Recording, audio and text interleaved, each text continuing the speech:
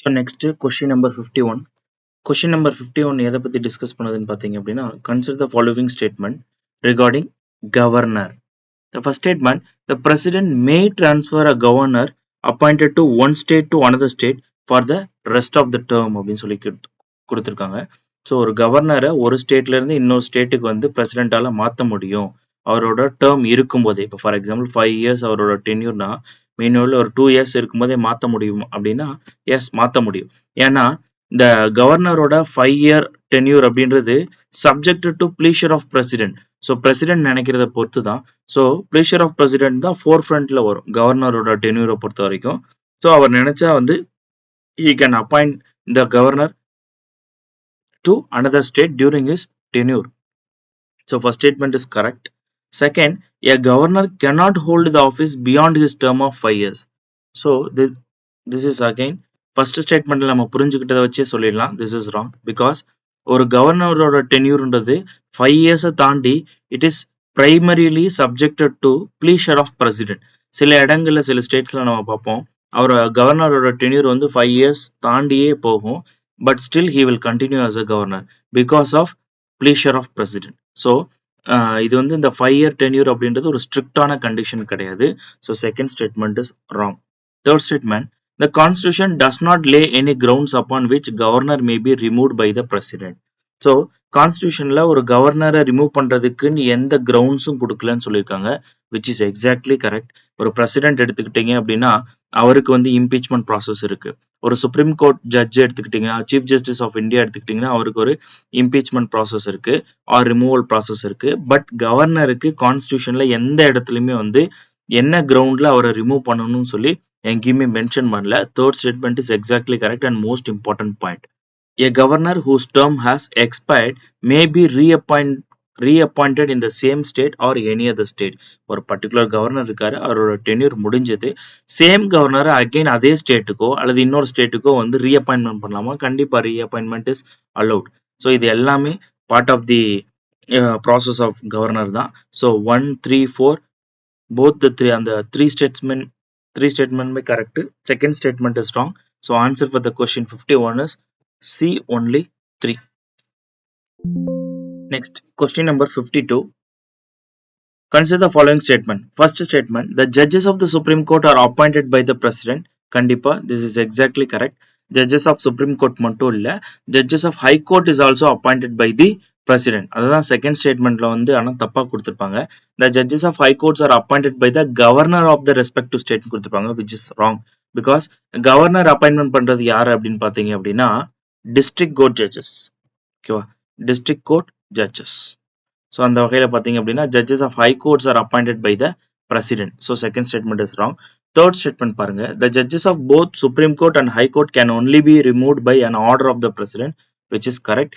அந்த order of the president வர்றதுக்கு முன்னாடி ஒரு ரிமூவல் ப்ராசஸ் இருக்கும், ஜட்ஜஸ் என்கொயரி ஆக்ட். அதில் வந்து அந்த ரிமூவல் ப்ராசஸ் என்ன அப்படின்றத டீட்டெயில்டாக கொடுத்துருப்பாங்க. So this is the basic idea about the removal of judges of Supreme Court. So third statement is also correct. In this aspect, question can answer வந்து பாத்தீங்கன்னா B only 2. First statement and third statement only correct. Second statement is wrong because judges of High Court is appointed by the President himself. Next, question number 53. Consider the following statements. In how many of the above situations or scenarios the president may have to exercise his discretion in the appointment of prime minister? So first thing already நம்ம வந்து பார்த்தோம், constitutional discretion of the governor already நம்ம பார்த்தோம் பழைய கேள்வியில இதுக்கு முன்னாடி. So with respect to discretionary power of president வந்து பாத்தீங்கன்னா there is no constitutional discretionary power for the president. பிரசிடென்ட்டுக்கு என்னதான் இருக்கு அப்படின்னா சிச்சுவேஷனல் டிஸ்கிரிஷனரி பவர் மட்டும்தான் இருக்கு.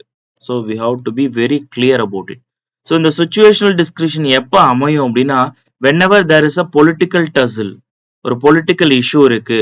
அதுவும் முக்கியமா வந்து பாத்தீங்கன்னா எலெக்ஷன்ஸ்க்கு அப்புறம் வந்து யார் கவர்மெண்ட் ஃபார்ம் பண்றதுல இருந்து அதுல வந்து ஒரு கிளாரிட்டி இல்லைன்னாலோ அல்லது ஆல்ரெடி இருக்க கவர்மெண்ட்ல வந்து கிளியரான மெஜாரிட்டி இல்லைனாலோ இல்ல பிரைம் மினிஸ்டர் ரிலேட்டடான இஷ்யூஸ் ஏதாவது இருந்தாலோ அவங்களோட சர்வைவல் ஆர் ஃபிட்னஸ் இது ரிலேட்டடான இஷ்யூஸ் இருந்தாலும் அங்கதான் வந்து situational discretionary power of that particular president will come into play.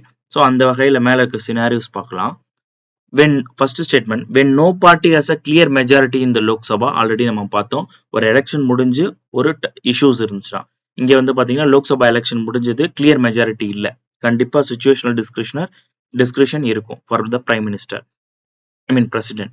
Second statement, when the prime minister in office dies and there is no obvious successor, again prime minister இல்ல இருந்து இறந்துட்டாரு, அவருக்கு ஒரு successor இல்லைன்னா again who have to decide, then president தான் decide பண்ணும்.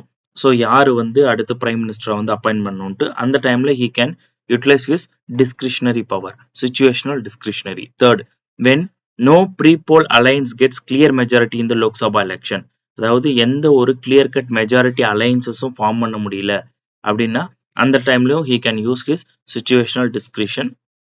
So இதுல சில இதுவும் இருக்கும், சில கன்வென்ஷனும். மேக்சிமம் வந்து பிரசிடென்ட் என்ன பண்ணுவார் அப்படின்னா, ஒரு கிளியரான மெஜாரிட்டி இல்லைன்னா லீடர் ஆஃப் த ஃப்ளோர் யாரு அவங்கள தான் வந்து மெஜாரிட்டி ப்ரூவ் பண்ண சொல்லுவார். தோ அவங்களுக்கு கிளியர் கட் மெஜாரிட்டி இல்லைன்னாலும் மேக்சிமம் அஸ் அ கன்வென்ஷனா லீடர் ஆஃப் த மெஜாரிட்டி யாரோ அவரை தான் வந்து மெஜாரிட்டி கம்ப்ளீட் மெஜாரிட்டி ப்ரூவ் பண்ண சொல்லுவார். பட் இந்த கன்வென்ஷன் எல்லா தடவையும் ஃபாலோ பண்ணுமா அப்படின்னு கிடையாது, பல நேரங்களில் பொலிட்டிக்கல் சுச்சுவேஷன்ல மீறப்பட்டிருக்கு. ஸோ இந்த கொஸ்டினுக்கு வந்து பார்த்தீங்கன்னா மேலே இருக்க 3 சுச்சுவேஷனுமே situational discretionary situations தான், which gives power for the president to act discretionarily. ஓகேவா? So answer for the 53rd question is C all 3. C all 3. So next 54th question. So 54th question பொறுத்த வரைக்கும் with reference to the qualifications for election as vice president, consider the following statement. First, he should be a naturalized citizen of India. So India பொறுத்த வரைக்கும் both naturalized citizens as well as citizens by birth ரெண்டு பேருமே vice president ஆக வாய்ப்பு இருக்கு. So இங்க வந்து he should be a naturalized citizen மட்டும் கொடுத்துருக்காங்க.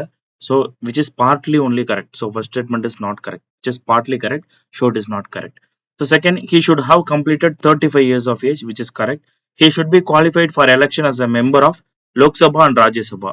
ஸோ இவருக்கு வந்து ஒரு வைஸ் பிரசிடென்ட் ஆகிறதுக்கு வந்து குவாலிஃபிகேஷன் என்னன்னா, qualification for election as a member of Rajya Sabha மட்டும் போதும், லோக்சபாவும் சேர்த்து கொடுத்துருக்காங்க, which is not the exactly correct answer. So 3 is also wrong. So apt answer வந்து பாத்தீங்கன்னா 2 மட்டும்தான். So 54th கொஸ்டினுக்கு ஆன்சர் வந்து பாத்தீங்கன்னா A only 1. So next question number 55. So question number 55 என்ன சொல்லுதுன்னா, consider the following statement with reference to the reservation of seats under PESA Act 1996. PESA Act 1996 பத்தி பேசுறாங்க. So first thing, PESA Act ஏன் கொண்டு வரப்பட்டது? நார்மலா பார்ட் 9ல இருக்க provision which is related to panchayats, இது வந்து நார்மலா எல்லா பஞ்சாயத்து ஏரியாஸ்க்கும், அதாவது வில்லேஜ் பஞ்சாயத்துக்கும் அப்ளை ஆகக்கூடிய ப்ரொவிஷன்ஸ் இதுல இருக்கும். But in reality village panchayat areas இருக்கு இல்லையா, நார்மலா ஒரு பர்டிகுலர் ஒரு ஸ்டேட்ல இருக்கக்கூடிய வில்லேஜ் பஞ்சாயத்ஸ், அதுவும் சோ கால்டு ஷெட்யூல்டு ஏரியாஸும் சேம் டெமோகிராஃபில இருக்காது. சேம் டெமோகிராஃபி மீன்ஸ் என்ன அப்படின்னா, நார்மல் வில்லேஜஸ்ல வந்து பாத்தீங்க அப்படின்னா you will see backward classes, other backward classes and எஸ்சிஸ், இவங்களோட டாமினேஷன் தான் இருக்கும். வெரி ஃபியூ அல்லது வெரி லிட்டில் தான் ஷெட்யூல் ட்ரைப்ஸ் இருக்கும். ஆனா இந்த ஷெட்யூல்டு ஏரியாஸ்ல அப்படி கிடையாது. The dominance of schedule tribes நீங்க விட்னஸ் பண்ணலாம். More than 60 to 70% of the people என்ன யாரா தான் இருப்பாங்கன்னா ஷெட்யூல் ட்ரைப்ஸா தான் இருப்பாங்க. அதனாலதான் இந்த ஷெட்யூல்டு ஏரியாஸ்க்கு மட்டும் தனி ஆக்ட் போடணும், because the demography of these scheduled areas is completely different அப்படின்னு சொல்லி முடிவெடுத்தாங்க. அந்த பவர் யாருக்கு இருந்ததுன்னா பார்லிமெண்ட்டுக்கு இருந்தது. பார்லிமெண்ட்டுக்கு என்ன பவர் கொடுத்திருந்தாங்கன்னா, பார்ட் 9ல இருக்க ப்ரொவிஷனை அப்படியேவோ அல்லது மாடிஃபை பண்ணியோ ஷெட்யூல்டு ஏரியாஸுக்கு அப்ளை பண்ணலாம் அப்படின்ற மாதிரி ஒரு பவர் இருந்தது. அது மூலமா தான் இந்த பெசா ஆக்ட் அப்படின்றது கிரியேட் பண்ணப்பட்டது. So the PESA Act 1996 more often will talk about the importance of scheduled tribes in scheduled areas. So இந்த பர்டிகுலர் ஐடியாவோட இந்த ஸ்டேட்மெண்ட்ஸை நீங்க அணுகுங்க. ஃபர்ஸ்ட் ஸ்டேட்மெண்ட் பாருங்க, the reservation of seats for the scheduled tribes in every panchayat in scheduled areas cannot be less than half of the total number of seats. அதாவது ஒவ்வொரு scheduled ஏரியாஸ்ல இருக்கக்கூடிய total seeds 100னா அதுல கண்டிப்பா 50 seeds யாருக்காக தான் இருக்கணும்? Scheduled ட்ரைப்ஸுக்காக தான் இருக்கணும் கண்டிப்பா. ஏன்னா ஷெட்யூல்டு ட்ரைப்ஸோட பாப்புலேஷன் ரொம்ப அதிகம்ன்றது தான் இங்க நம்ம நோட் பண்ண வேண்டிய விஷயம். So first statement is correct. Second, all seats of chairpersons of panchayat at all levels have to be reserved for scheduled tribes Again, this is also right because 70 to 80% of the people are scheduled tribes. அப்ப அதுக்கு head யாரா இருப்பாங்கன்னா அதோட chairperson. So அவங்களும் schedule ட்ரைப்ஸா தான் இருக்கணும். அதனாலதான் பெசா ஆக்ட்ல முக்கியமான ப்ரொவிஷன் என்ன அப்படின்னா, இந்த ஷெட்யூல் ஏரியாஸ்ல இருக்கக்கூடிய எல்லா சேர்பர்சன்ஸுமே கண்டிப்பா ஷெட்யூல் ட்ரைப்ஸ்ல இருந்து தான் இருக்கணும் அப்படின்றத முக்கியமான provision. So answer for this question is both 1 and 2. 55th question answer both 1 and 2. Next question number 56. Question number 56 எதை பத்தி பேசுன்னு பார்க்கலாம். Consider the following statement regarding impeachment of the president. So already ஒரு 2 கொஸ்டின் முன்னாடியே பார்த்திருந்தோம். So president, supreme court judge, high court judge இவங்களுக்கு தான் வந்து பார்த்தீங்கன்னா இம்பீச்மெண்ட் ஆர் ரிமூவல் ப்ராசஸ் கொடுத்துருப்பாங்க கான்ஸ்டிடியூஷன்ல. அண்ட் யாருக்கு கொடுக்கல அப்படின்னு பார்த்தீங்க அப்படின்னா கவர்னருக்கு கொடுக்கல. ஸோ மீன்வைல் இதுல ஃபர்ஸ்ட் ஸ்டேட்மெண்ட் என்ன சொல்றாங்கன்னா, he can be impeached for the violation of the constitution which is defined in the constitution அப்படின்னு சொல்றாங்க. ஃபர்ஸ்ட் திங், ஸோ பிரசிடென்ட்டை இம்பீச் பண்ணணும்னா என்ன கிரவுண்ட் அப்படின்னா வயலேஷன் ஆஃப் த கான்ஸ்டியூஷன் சொல்லி கான்ஸ்டியூஷன்லேயே கொடுத்துருக்கு. So part of the statement is correct. But இந்த violation of the கான்ஸ்டியூஷன்னா என்ன அப்படின்னு டிஃபைன் பண்ணியிருக்கானா கான்ஸ்டியூஷன்லாம் கிடையாது. So the violation of the கான்ஸ்டியூஷன்ற வேர்டு எங்கேயுமே கான்ஸ்டியூஷன்ல டிஃபைன் பண்ணல. So the first statement is wrong. Second, the impeachment charges can be initiated by Lok Sabha ஒன்லின்னு கொடுத்துருக்காங்க. ஸோ இப்போ நான் பிரசிடென்ட்டை இம்பீச் பண்ணணும்னா என்ன ப்ரொசீஜர்னா, எய்தர் லோக்சபா அல்லது ராஜ்யசபா ரெண்டுல எந்த ஹவுஸ்ல வேண்டாலும் நான் இம்பீச்மெண்ட்கான மோஷனை வந்து பாஸ் பண்ணலாம். ஆனா பாஸ் பண்றதுக்கு மினிமம் எனக்கு அந்த ஹவுஸோட 1/4 ஆஃப் த மெம்பர்ஸோட சப்போர்ட் இருக்கும். 1/4 of the members of the house வந்து சப்போர்ட் பண்ணணும். அது மூலமா தான் வந்து என்ன பண்ண முடியும், மோஷன் வந்து பாஸ் பண்ண முடியும். அந்த 1/4 ஆஃப் த மெம்பர்ஸ் வந்து எய்தர் லோக்சபாவா இருக்கலாம், ராஜ்யசபாவா இருக்கலாம், எங்க வேண்டாலும் இன்ட்ரோடியூஸ் பண்ணலாம். இங்க வந்து கொஸ்டின்ல என்ன கொடுத்திருக்காங்க, லோக்சபா ஒன்லின்னு கொடுத்திருக்காங்க, which is again wrong. அதே சமயம் இந்த மோஷன் வந்து நான் பாஸ் பண்றதுக்கு முன்னாடி, ஃபார் எக்ஸாம்பிள் லோக்சபால பாஸ் பண்ணாலும் சரி, இல்ல ராஜ்யசபால பாஸ் பண்ணாலும் சரி, பாஸ் பண்றதுக்கு முன்னாடி 14 நாள் ப்ரியர் நோட்டீஸ் கொடுக்கணும். இந்த மாதிரி நான் பாஸ் பண்ண போறேன்னு சொல்லி 2 வாரத்துக்கு முன்னாடி 14 நாள் ப்ரியர் நோட்டீஸ் கொடுக்கணும். ஸோ இதுதான் ரொம்ப முக்கியமான point with respect to impeachment introduction. So second statement is also wrong. Third point, the impeachment resolution should be passed by a majority of 2/3 of the total membership in both the houses, which is exactly correct. ஏன்னா இந்த particular resolution நான் உள்ள introduce பண்ணிட்டேன் அப்படின்னா first ஹவுஸ்க்கு போகும். First ஹவுஸ்ல என்ன பண்ணுவாங்க அப்படின்னா ஃபுல் அண்ட் ஃபுல் அந்த இம்பீச்மெண்ட் எடுத்துட்டு ஓட் போடுவாங்க. ஓட் பண்ணும்போது 2/3 ஆஃப் த டோட்டல் மெம்பர்ஸ் வந்து இதுக்கு ஓட் போட்டாதான் என்ன ஆகும் அப்படின்னா இந்த பர்டிகுலர் பில், ஐ மீன் ரெசல்யூஷன் அடுத்த ஹவுஸுக்கு போகும். அடுத்த ஹவுஸை நம்ம என்ன சொல்லுவோம்னா இன்வெஸ்டிகேட்டிவ் ஹவுஸ்ன்னு சொல்லுவோம். ஸோ இந்த ஹவுஸ்ல தான் பிரசிடென்ட் வந்து தன்னோட வாதங்களை வந்து முன்வைக்கலாம். ஸோ அது ரிலேட்டடான விஷயங்களை பத்தி டிஸ்கஸ் பண்ணலாம். செகண்ட் ஹவுஸ் ஏதோ அதுக்கு பேர் தான் இன்வெஸ்டிகேட்டிங் ஹவுஸ். ஒன்ஸ் இன்வெஸ்டிகேட்டிங் ஹவுஸ்லயுமே வந்து 2/3 ஆஃப் த மெம்பர்ஸ் டோட்டல் மெம்பர்ஸ்ல வச்சு பாஸ் ஆயிடுச்சு அப்படின்னா பிரசிடென்ட் வில் ஸ்டாண்ட் இம்பீச்ட். இது வரைக்கும் இந்தியன் கான்ஸ்டியூஷன்ல இது மாதிரி இம்பீச்மெண்ட் ப்ராசஸ் எந்த ஒரு பிரசிடென்ட்டுக்குமே நடந்ததில்லை. மீன்வைல் இம்பீச்மெண்ட் ப்ராசஸ் ஆஃப் பிரசிடென்ட்ல ஒரு யூனிக் திங் என்ன அப்படின்னா, ஒரு பிரசிடென்ட்டை எலெக்ட் பண்ணும்போது நம்ம என்ன பண்ணுவோம்னா அதுல அந்த எலக்டோரல் காலேஜ்ல பார்ட்டிசிபேட் பண்றவங்க எல்லாமே எலெக்டட் மெம்பர்ஸா இருப்பாங்க. Elected members of state legislative assembly, elected members of parliament, இந்த மாதிரி தான் இருப்பாங்க. ஆனா இந்த சைடு ரிமூவல் பண்ணும்போது வந்து பாத்தீங்க அப்படின்னா nominated members of the parliament participate பண்ணுவாங்க. nominated members of the parliament will participate in the removal process of the president. அதே மாதிரி ஸ்டேட் லெஜிஸ்லேட்டிவ் அசம்பிளில இருந்து எலெக்டட் மெம்பர்ஸ் இருப்பாங்க இல்லையா, எம்எல்ஏஸ் சொல்லுவோம் இல்லையா, இந்த எம்எல்ஏஸ் வந்து பிரசிடென்ட்டோட எலெக்ஷன்ல பங்கு பெறுவாங்க. ஆனா பிரசிடென்ட்டோட ரிமூவல் சோ கால்டு இம்பீச்மெண்ட்ல பங்கு பெற மாட்டாங்க. இது ரொம்ப ரொம்ப முக்கியமான பாயிண்ட், இதை நோட் பண்ணி வச்சுக்கோங்க. ஸோ 56th கொஸ்டினுக்கு statement 1 is wrong, 2 is wrong, third statement is correct. Answer is A, 1 only. Next question 57 பார்க்கலாம். 57. Consider the following statement with reference to high courts. Statement 1. The salaries and pensions of judges of high courts are charged on the Consolidated Fund of India. So இதுல வந்து பாதி correct. எப்படின்னா salaries and pension ரெண்டுமே டிஃப்ரெண்டா இருக்கும் with respect to high court judges. ஏன்னா high court judges பொறுத்த வரைக்கும் வந்து பாத்தீங்கன்னா நார்மல் ஃபங்க்ஷன்ஸ் ஸ்டேட் லெவல்ல பண்ணுவாங்க, ஃபெடரல் ஆஸ்பெக்ட்ல பண்ணுவாங்க, அந்தந்த ஸ்டேட் ஜூரிஸ்டிக்ஷன்ல பண்ணுவாங்க. அதனால சேலரிஸ் எல்லாமே salaries of high court judges எல்லாமே through consolidated fund of state, அதே மாதிரி பென்ஷன் இருக்கு இல்லையா, pension of high court judges எல்லாம் through consolidated fund of India. So ஆனா உங்களோட கொஸ்டின்ல என்ன கொடுத்திருக்காங்கன்னா salaries and pension both are paid by the consolidated fund of India ன்னு கொடுத்திருக்காங்க. இல்ல salaries by the consolidated fund of state and pensions by the consolidated fund of India. So first statement is wrong. Second statement, the salaries and pensions of judges of high courts are decided by the parliament, which is exactly correct. Article number 221 என்ன சொல்லுது அப்படின்னா the salaries and pensions of the judges of high court shall be determined by the parliament through law. அதுக்கப்புறம் and such a salaries has to be mentioned in the schedule 2 of the constitution. Schedule 2 of the constitution சொல்லியிருக்காங்க. So schedule 2 of the constitutionல நிறைய முக்கியமான constitutional bodies ஓட salaries இருக்கும். அதுல it also include the salaries of all judges, high court and supreme court judges. So this is the broad idea about the question. So statement 2 is right. அப்ப answer வந்து பாத்தீங்கன்னா statement D, statement 1 is incorrect and statement 2 is correct. 57க்கு D answer. So next 58th question. Consider the following statement regarding Deputy Speaker of the Lok Sabha. Statement 1.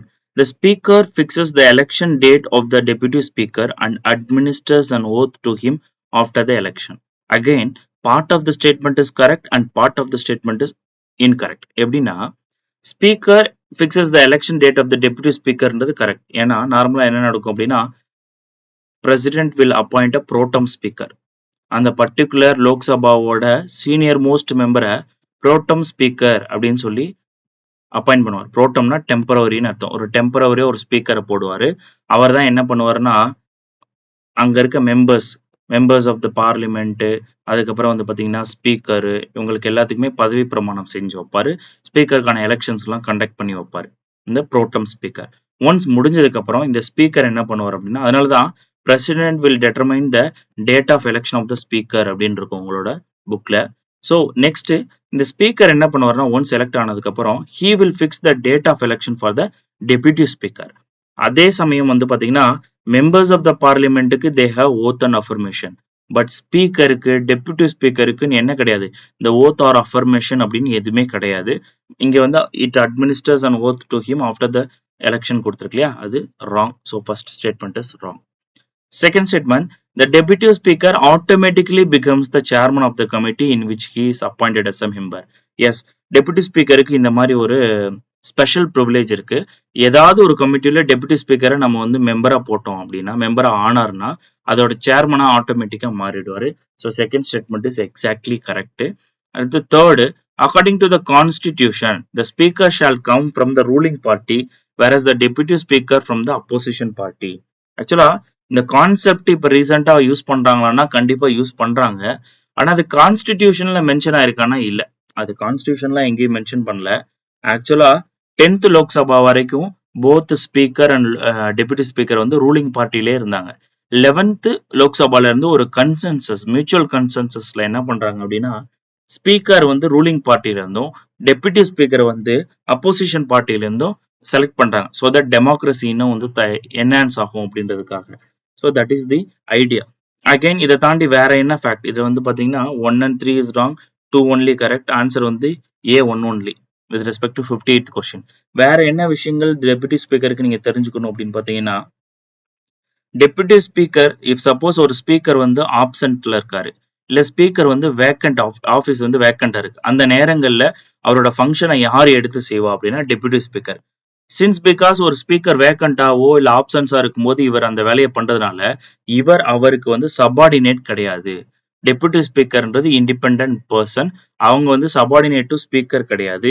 He is directly responsible to house, directly responsible to house. இது ரொம்ப முக்கியமான point which you have to know. Next 59th question. So 59th question talks about which of the following accurately reflects the fundamental objectives. Again, fundamental objectives and the essence of the Panchayat Raj system. So in the Panchayat Raj system, you know, through 73rd Constitutional Amendment Act ல உருவாக்கப்படுது. யூபிஎஸ்சில அடிக்கடி வந்து பாத்தீங்க அப்படின்னா panchayat Raj system வச்சு கேட்டுட்டு இருந்தாங்க. Last ஒரு 3 இயர்ஸா வந்து இல்ல. ஸோ இந்த வருஷம் we can expect a question from panchayat Raj system.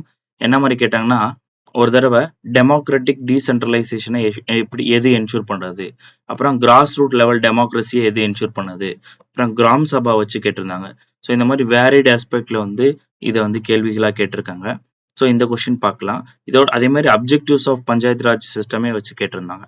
So இதில் first question, first statement, ensuring people's participation in developmental process. கண்டிப்பா கிராம் சபா, பஞ்சாயத்து ராஜ் சிஸ்டம்ல இருக்கக்கூடிய கிராம் பஞ்சாயத்து, வில்லேஜ் பஞ்சாயத்து அண்ட் ஜில்லா பரிஷத், இது எல்லாமே an instrument to ensure people's participation. அவ்வளவுதான். ஸோ ஈவன் பஞ்சாயத்து ராஜ்ல இருக்கக்கூடிய கிராம் சபாவே an instrument of direct democracy தான். ஓகேவா? So first statement is correct. One of the important fundamental objective people participation. Second, devolving power to grassroots levels and enhancing community involvement in decision making. Again, grassroots level involvement, decision making. இதுவும் fundamental objectives தான்.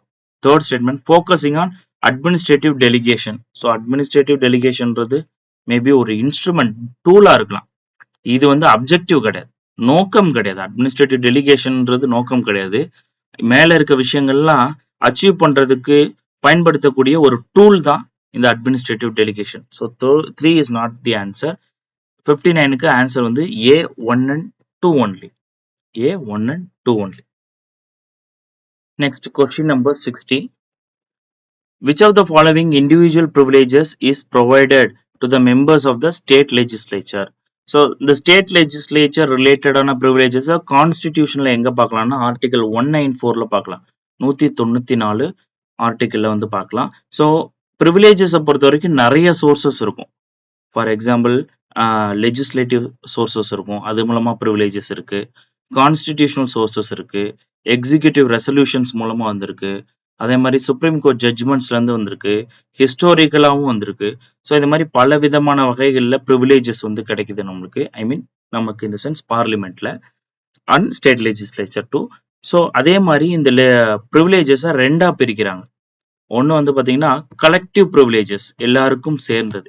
இன்னொன்று வந்து individual privileges, ஒவ்வொரு எம்பிக்கும் தனித்தனியா இருக்கக்கூடிய privileges. Collective and individual privileges. So கீழே இருக்கிறதுல எது இண்டிவிஜுவல் ப்ரிவிலேஜஸ் அப்படின்னு கேட்டிருக்காங்க. A, right to receive immediate information on the arrest and detention of a member. இதெல்லாம் வந்து பார்த்தீங்கன்னா collective privileges.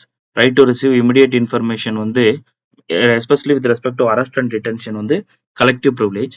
And again, prohibition of being arrested or subjected to legal proceedings within the precincts of the house.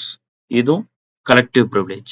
And D option, institution of an inquiry or order the attendance of witness in the house. Again, house வருது பாருங்க, collective privileges. C தான் என்ன, individual privilege. Exemption from the jury service when the state legislature is in session. So C தான் வந்து individual privilege. 60th கொஸ்டினுக்கு answer வந்து பார்த்தீங்கன்னா C. So next question 61. In the context of Indian polity, consider the following statement regarding the legislative assemblies. First, the elections of the members are now done through direct elections only அப்படின்னு கொடுத்துருக்காங்க. ஆக்சுவலா most occasion எல்லா இடத்துலையுமே most of the ஸ்டேட்ஸ்ல direct election தான் நடக்குது. But there are some areas where indirect elections to the legislative assembly is also happening. எப்படின்னா article 170 என்ன சொல்லுது, மினிமம் 60ல இருந்து மேக்சிமம் 500 வரைக்கும் ஒரு லெஜிஸ்லேட்டிவ் அசம்பிளியோட ஸ்ட்ரென்த் வந்து வேரி ஆகலாம் அப்படின்னு சொல்லுது. மினிமம் டு மேக்சிமம் லெஜிஸ்லேட்டிவ் அசம்பிளியோட ஸ்ட்ரென்த். பட் ஒரு 5 ஸ்டேட்டுக்கு இது எக்ஸம்ஷனும் கொடுக்குது. ஃபார் எக்ஸாம்பிள் அருணாச்சல் பிரதேஷ், சிக்கிம், கோவா, இந்த 3 ஸ்டேட்டும் என்ன பண்ணிக்கலாம் அப்படின்னா மினிமம் நம்பரா 30 வச்சுக்கலாம். ஏன்னா ஆல்ரெடி ஜென்ரலா ஸ்டேட்ஸ்க்கு மினிமம் நம்பர் 60 கொடுத்துருக்கு.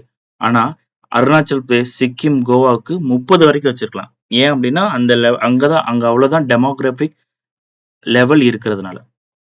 சிமிலர்லி மிசோரம்ல மேக்சிமம் ஸ்ட்ரென்த் வந்து 40, நாகாலாந்துல மேக்சிமம் ஸ்ட்ரென்த் வந்து 46 வரைக்கும் வச்சுக்கலாம். ஸோ இதெல்லாம் வந்து பாத்தீங்கன்னா மினிமம் லெவலை விட கம்மியா இருக்கும். பிகாஸ் ஆஃப் த ரீசன் அங்க already population density or population வந்து ரொம்ப கம்மியா இருக்கிறதுனால இந்த எக்ஸம்ஷன் கொடுத்துருக்காங்க. இந்த எக்ஸம்ஷனோட சேர்த்து வந்து பாத்தீங்க அப்படின்னா சிக்கிம்லயும் நாகாலாண்ட்லயும் extra some members can be indirectly elected into the state legislative assemblies அப்படின்ற ப்ரொவிஷனும் இருக்கு.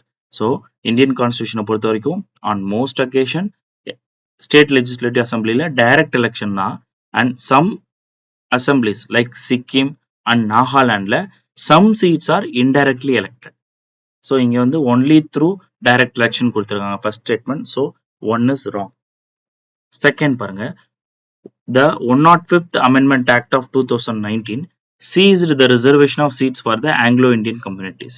So இந்தியன் கான்ஸ்டியூஷன் ஒரிஜினலா வரும்போது பாத்தீங்க அப்படின்னா லோக்சபால 2 சீட்டும் ஒவ்வொரு தனித்தனி ஸ்டேட் லெஜிஸ்லேட்டிவ் அசம்பிளில ஒரு சீட்டும் ஆங்கிலோ இந்தியன் கம்யூனிட்டிக்குனே தனியா வந்து நாமினேட் பண்றதுக்கு அலோகேட் பண்ணியிருந்தாங்க.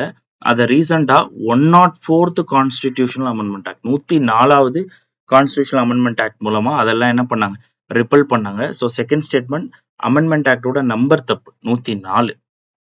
தேர்ட் ஸ்டேட்மெண்ட் போலாம். தேர்ட் பாருங்க, the uniformity of representation across the different constituencies of a state is mandated directly by the constitution அப்படின்னு சொல்லி கொடுத்துருக்காங்க.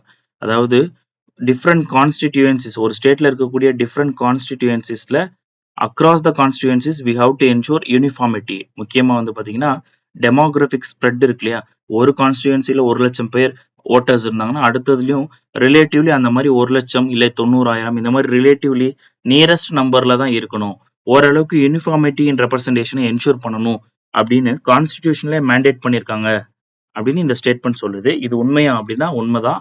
ஆர்டிகல் 170ல இது சொல்லப்பட்டிருக்கு. Uniformity of representation across the constituencies is explicitly mentioned in the constitution under article 170. So 61th questionக்கு statement 1 is wrong, 2 is wrong, 3 only correct. A answer only 1. Next question 62, 62. Consider the following statement with reference to composition of the Rajya Sabha.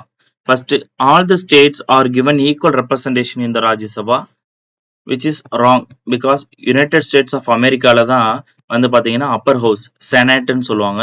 So அதுல வந்து பாத்தீங்கன்னா equal representation கொடுத்துருப்பாங்க. Equal representation எப்படின்னா மொத்தமே 50 மாகாணங்கள் 50 provinces வந்து யூஎஸ்ல இருக்கு. ஒவ்வொரு ப்ராவின்சஸுக்கும் 2 ஓட்டு அல்லது 2 சீட், மொத்தம் 100 சீட் இருக்கும். ஓகேவா? அண்ட் இந்தியால வந்து அந்த மாதிரி கிடையாது. ராஜ்யசபா ரெப்ரசன்டேஷன் வந்து பாப்புலேஷன் பேசிஸ்ல கொடுத்துருக்காங்க. ஃபார் எக்ஸாம்பிள் உத்தரப்பிரதேசுக்கு 31 சீட் இருக்கு, வைல் திரிபுராவுக்கு ஒரே ஒரு சீட் இருக்கு. ஸோ இந்த மாதிரி ஈக்குவாலிட்டி இன் ரெப்ரசன்டேஷன் எங்க மெயின்டைன் பண்ணல, இங்க இந்தியால ராஜ்யசபால மெயின்டைன் பண்ணல. First statement is wrong. Second statement பாருங்க, the fourth schedule of the constitution deals with the allocation of seats in the Rajya Sabha to the states and union territories, which is exactly correct. fourth schedule அதை பத்தி தான் பேசுது. So 62nd கொஸ்டினுக்கு answer வந்து B2 only. Again 63 question, again ஒரு straightforward question. Consider the following statement with reference to jurisdiction of a court. The original jurisdiction means the power to hear such disputes in the first instance, not by way of appeal. So appeal மூலமா இல்லாம ஒரு particular கேஸை வந்து first இன்ஸ்டன்ஸ்ல வந்து விசாரிக்கக்கூடிய தன்மையை தான் original jurisdiction அப்படின்னு சொல்றாங்க. Yes, that is correct. For example, Article 32, which is described as the heart and soul of the Constitution by Ambedkar. இல்லையா? Article 32 ரிட்ஸ் பத்தி பேசுது. இந்த ரிட்ஸ் எதுவும் ஃபண்டமெண்டல் ரைட்ஸ் பாதிக்கப்பட்டா இந்த ரிட்ஸை டைரக்டா நீங்க எங்க ஃபைல் பண்ணலாம், சுப்ரீம் கோர்ட்ல ஃபைல் பண்ணலாம். அதுக்கு அப்பீல் மூலமா தான் போகணும்னு அவசியம் இல்லை. இதுதான் ஒரிஜினல் ஜூரிஸ்டிக்ஷன் அப்படின்னு சொல்லுவோம். அப்பீல்ன்றது நார்மலா கீழ் கோர்ட்ல கொடுக்கக்கூடிய ஒரு ஜட்ஜ்மெண்ட்டை நீங்க அதை எதிர்த்து நீங்க த்ரூ வே ஆஃப் அப்பீல் மேல் கோர்ட்ல கொடுக்கலாம். ஸோ ஒரிஜினல் ஜூரிஸ்டிக்ஷன்றது ஃபர்ஸ்ட் இன்ஸ்டன்ட்ல நீங்க அப்பியர் ஆகுது. First statement is correct. Second பாருங்க, the exclusive jurisdiction means no other court can decide such dispute, which is also exactly correct. For example, supreme court வந்து பாத்தீங்க அப்படின்னா federal disputes handle பண்ணும். மற்ற எந்த கோர்ட்டுக்குமே என்ன பவர் இல்லைன்னா இந்த ஃபெடரல் டிஸ்பியூட்ஸ் ஹேண்டில் பண்ற பவர் இல்லை. ஒரு யூனியனுக்கும் ஒரு ஸ்டேட்டுக்கும் வந்து ஏதாவது ஒரு டிஸ்பியூட் இருக்கு, இல்ல 2 ஸ்டேட்டுக்கு ஏதாவது ஒரு மேஜர் டிஸ்பியூட் இருக்கு அப்படின்னா அந்த டிஸ்பியூட்லாம் யார் ஹேண்டில் பண்ணுவோம்னா சுப்ரீம் கோர்ட் ஹேண்டில் பண்ணும். ஸோ எக்ஸ்க்ளூசிவ் ஜூரிஸ்டிக்ஷன்றது இதுதான். அந்த பர்டிகுலர் கோர்ட்டுக்கு மட்டும்தான் அந்த டிஸ்பியூட்டை வந்து விசாரிக்கக்கூடிய பவர் இருக்கும். So 2 is also correct. Third, the High Court in India have the original jurisdiction to decide on election petition in parliamentary or assembly election. Again, இந்த MLA and MP election இதுக்கானதுக்குலாம் வந்து பாத்தீங்கன்னா original jurisdiction டைரக்டா நீங்க யார்கிட்ட போய் appeal பண்ணலாம் அப்படின்னா high கோர்ட்ல நீங்க அப்பீல் பண்ணலாம். வைல் பிரசிடென்ட் வைஸ் பிரசிடென்ட் எலெக்ஷனுக்கு டைரக்டா நீங்க யார்கிட்ட போய் அப்ளை பண்ணலாம், நீங்க வந்து சுப்ரீம் கோர்ட்ல வந்து you can apply for the disputes through original jurisdiction. So third statement is also correct.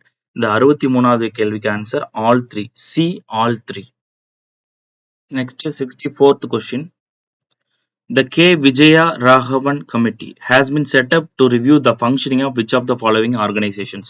So recent trendல வந்து பாத்தீங்க அப்படின்னா இந்தியா தன்னோட military equipments and military related technology வந்து அடுத்த லெவல் ஆஃப் இண்டஸ்ட்ரி 4.0ல வந்து மூவ் பண்ணணும்னு ட்ரை பண்ணிட்டு இருக்காங்க.